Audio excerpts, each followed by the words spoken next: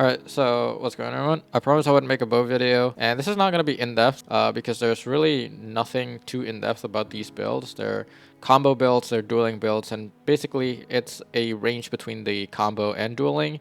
For example, the Hunter one here is made for comboing, but with the grapple nerf, obviously you have to play more passive with it. What I'm trying to say is that it's kind of like a poke loadout, and if you're poking someone with a bow, you're dealing 130 damage, you kind of want to go in with the grapple and then finish them off with the melee. Basically, that's the main thing that you want to do with this loadout, and then that would proc heavy-handed, gives you an orb, you can heal off recuperation.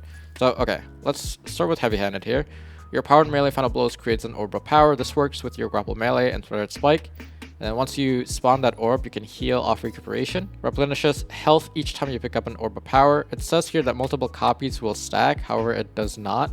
If you have multiple copies of recuperation, it will still only heal you for 70 HP. There's also another mod here called Better Already. Your health begins to regenerate immediately after picking up an orb. I don't think this is good for like combo builds, because most combo builds are dive builds, and if you're diving into a player, you're probably diving into multiple players, and so that means they're probably going to be shooting at you. Therefore, if you have anything that starts health regeneration, it's probably going to be cut short. However, Better Already is pretty useful later on for Warlock, because the Warlock build is more focused around dueling and not really going close quarters with your engagements. So yeah, we'll talk about that later. I'm using the Oath Keepers so that I can indefinitely charge my bow. It also gives me like 40 or 45 AE to my bow on top of a draw time masterwork. So if you have a precision frame, which is what I'm using, and you have the fastest possible draw time, which is 576, you can drag all this all the way down to 540, which the only other way that you can achieve that is by using an adept draw time mod. You can't do that obviously because this is not an adept weapon, but yeah, the lowest that you can get a precision bow is 540. And for the bow here, I'm using elastic string, draw time masterwork, compact arrow shaft. I'm using the dim bug to change the compact arrow shaft, so that's why it doesn't really show here. Hip fire grip, collective action, and the main reason why collective action is here is because you can throw a tangle and follow it up with a headshot much more consistently. Sundering, every time you headshot, you deal 130 damage, which breaks a guardian's shield every single time across all resilience, and this would give the bow a 10% draw time increase, or decrease, I guess. It's faster, 10% faster. And then we're going to be pairing that with the Judgment of Kel'Grath, which is the only craftable aggressive glaive in the entire game. I have max handling, so everything that can go into handling, you just put them on. Tempered thrust rod, handling masterwork, swap mag. I have demolitionist for more grapple, and I have impulse amplifier to make it more consistent. Always use the ambush because this does give you plus 20 range and handling before you're engaging in a gunfight, and if you do deal or take damage, it will stay for another 2 seconds. The main reason why you want an aggressive glaive is because you can body shot with the bow and follow it up with the glaive body shot, and that would kill. And that's basically it. You are sacrificing a lot of handling that you would otherwise have if you're using something like an adaptive glaive or a lightweight frame glaive, but this is worth it in my opinion because you're most likely always going to have Thread of Ascent up. In which case, let's talk about the subclass. I'm using Thread Runner. My fragments are Thread of Ascent to allow me to have more handling and AE every time I use my grapple, which does work off tangle points and grapples, or tangles, I should say. If you grapple onto tangles or grapple point, this does proc as well. While you are woven mail, weapon final blows create tangle. This doesn't come up as often, so if you want to replace this, you want to replace it with Thread of Continuity. Suspend, unravel, and sever effects applied to targets have an increased duration. Now I still use this because I still get woven mail, and having tangle is really important. And basically the only way that you can get woven mail on Hunter is through Thread of Warding. Pick up an orb of power grants woven mail. And again, the only way they can do that is pretty much only through heavy-handed or Reaper. Reaper is pretty much the easiest one here because you can go in, grapple melee, follow it up with Ensnaring Slam, and kill them with your weapon. That would spawn an orb that would also proc Woven Mail. You can't really proc Thread of Transmutation because you already spawn a tangle through killing someone who is suspended from the Ensnaring Slam, right? So this is only useful if your suspend runs out and then you have to kill them with a weapon and it still drops the orb. You can then pick that up and then kill the next target and it would spawn a tangle. You can also pick up random orbs that are on the ground so that you can gain woven mail and then create tangles that way. My last fragment is Threat of Generation. Dealing damage generates grenade energy. I don't know the exact value for this, and I don't think anybody have any testing out of this because it's really hard to test. It's very insignificant. However, from my personal experience, I just use this anyways just because if it does have a difference, it does make a difference for gaining my grapple back. Anyways, moving on, heavy can be whatever you want. Here are my mods. Double harmonic in-flight compensator, heavy-handed, impact induction, harmonic loader. This also does work with your grapple melee, by the way. So if you grapple melee someone, it does refund your grenade by like what, 7 or 10%, not exactly too sure. Font of Endurance, because whenever I pick up an orb, it heals me for around 3 HP if I'm not mistaken. And then double unflinching mod. This does help me quite a bit, not a lot, but it does make a difference. It also increases my resilience, which is why I'm, healing health. Recuperation for healing. And then I also have Strand Weapon Search, so whenever I pick up an orb, I can one hit, one body people more consistently above 6 resilience. Then I have Solar Holster for my glaive. Finally, class item, I have Bomber, Powerful Attraction, and Reaper. My stat line is 9, 2, 10, 10, 2, 5. I don't value resilience or intellect at all. And the reason being is that resilience is only important if you don't want to get TTK'd by certain weapons, in which case in builds like bow builds, where movement is key, you jump around a lot, you move a lot, you don't really get hit by the optimal TTK. And I don't value intellect because intellect is only good for your super, and I value my neutral game a lot more. Alright, moving on to the Warlock, which I apparently unlocked new subclasses for. I'm going to be using Dawnblade. My fragments are Ember Vampirian, so that whenever I have Radiant or Restoration, my bow can extend that duration. I also have Ember of Torches to become Radiant while hitting someone with my melee.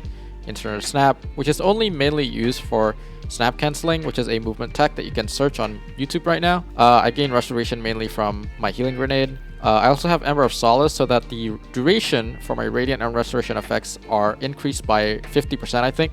So if there's an ability that causes you to become Radiant for 5 seconds, it will increase it to 7.5 seconds. Finally, I have Ember of Searing. Defeating Scorched target grants melee energy and creates a fire sprite. However, the main reason that I'm using this is so that I can refund my melee much more efficiently on top of heat rises. So right now, if you get a kill using your snap melee while you're in the air, the snap melee will scorch them obviously and it'll kill them. And it'll refund 50% because you are in the air, and it'll refund another 25% from Ember of Searing. So therefore, whenever you get a melee kill, you will refund 75% of your melee back instantly. Obviously, the aspect is Icarus Dash and Heat Rises. Using Phoenix Dive here for movement. My grenade launcher here is unattainable at the moment unless you don't want to get the Adept version. You can get the normal version. My role is Slide Waist, Auto-Loading Holster, and Proxinate. These are the 3 most important perks. The others can be whatever you want, although try to maximize your blast radius as much as possible. I have 100 right now with the Adapt Blast Radius mod. The bow that I'm using is Hush. You can get this from Gambit. I have the same thing as the Hunter bow. Elastic String, Jawtop Masterwork.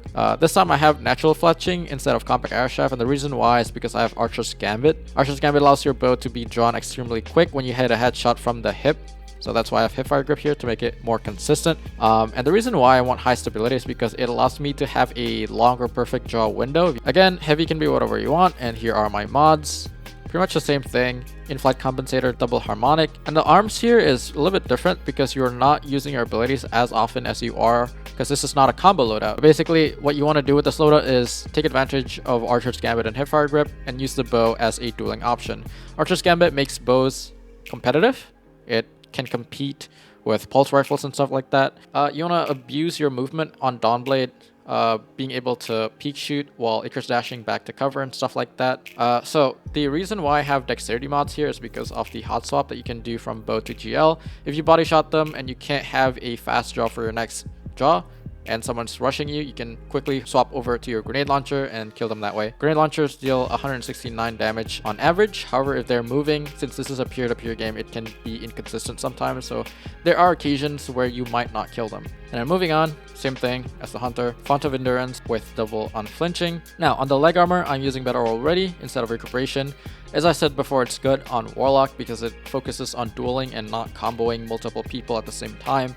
I also have Absolution to regain all my abilities whenever I pick up an orb. Solar Weapon Surge, again, one head, one body more consistently. Then my class item is the same thing, Bomber, Powerful Attraction with Reaper. Now, I didn't talk about my artifact mods on Hunter, but on Warlock, you want to use Radiant Orbs this episode, because it does give you Radiant for picking up an orb while you're on Solar or Prismatic. This allows you to one head, one body all resilience with your bow, and you can extend the duration of your Radiant through Ember of Vampirian. On my Hunter, I also use Threaded Blast so I can one-shot people using my Tangles if I shoot them with my Strand bow.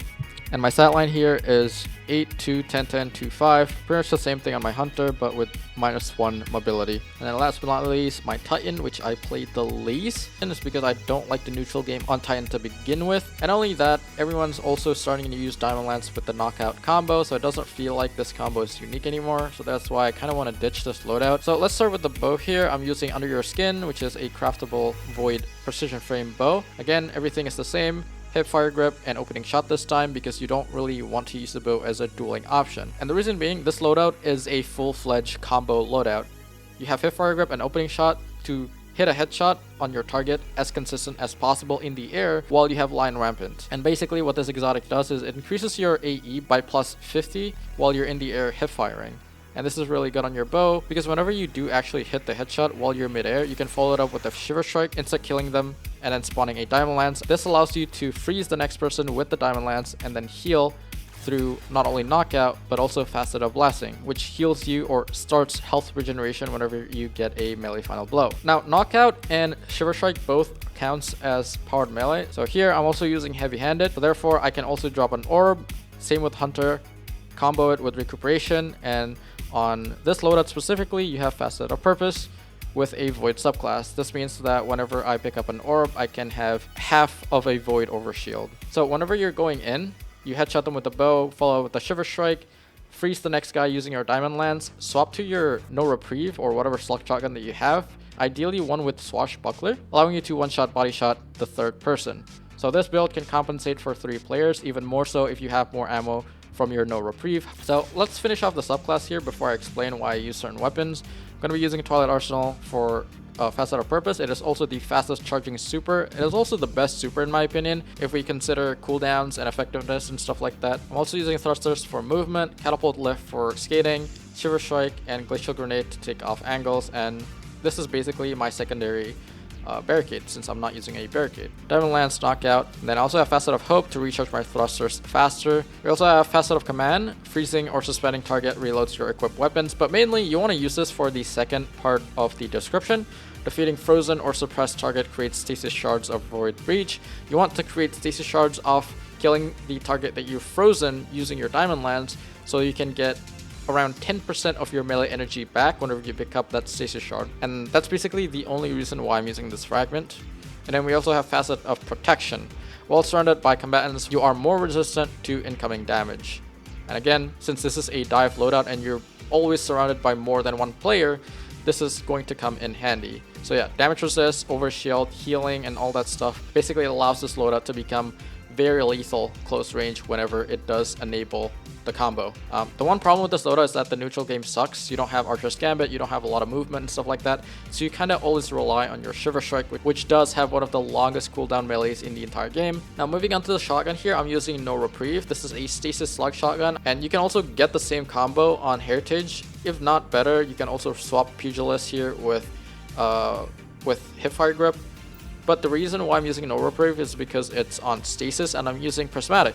So I want a light subclass weapon with a dark subclass weapon to allow me to build my Transcendent Energy a lot more efficiently. Here are my mods: In-Flight Compensator with Double Harmonic, Heavy-Handed, Harmonic Loader, and Dexterity, Font of Endurance again with Double Harmonic, Recuperation because it's a dive loadout. I have Invigoration here because your Shiver Strike cooldown is really long. Stasis Holster for my slug shotgun. And then finally on the class item, it's the same thing, but I'm using Outreach instead of Bomber. My stat line is 6, 3, 10, 7, 2, 10, and my armor mod is using Shield Crush. While you have Woven Mail, Frost Armor, or Void Overshield, your melee recharges faster. So yeah, anyways, hope this is what you guys have been waiting for. I know there's not really a lot of in-depth talk of why certain things are there. You guys can ask me on my Twitch stream and stuff like that if I do stream Destiny 2 again, because as it stands for now, it's very unplayable for me, not because it's only Iron Banner week, and it's also because whenever I do try to stream Destiny 2 here and there, I've always run into a 6-stack of cheaters with Infinite Heavy that could kill you anywhere in the map. So the game right now is unplayable if you're playing on OC. And I have a couple of people tell me that as well. And it's not like I can swap game modes on OC servers. If you do really try to play anything but Iron Banner, you would get Mongoose like 70% of the time. It's just not worth playing Destiny 2 PvP at the moment for me. Not only that the matchmaking is really bad, the population is very low, the meta is really terrible, and there's a lot of bugs going around that's probably never going to get fixed. So right now I'm taking a break from Destiny 2, and it's not like I'm quitting Destiny 2. I'm gonna play it here and there, but I am definitely not going to play this game as much as I used to. But anyways, hope you guys enjoyed the video, and I'll see you guys next time. Bye.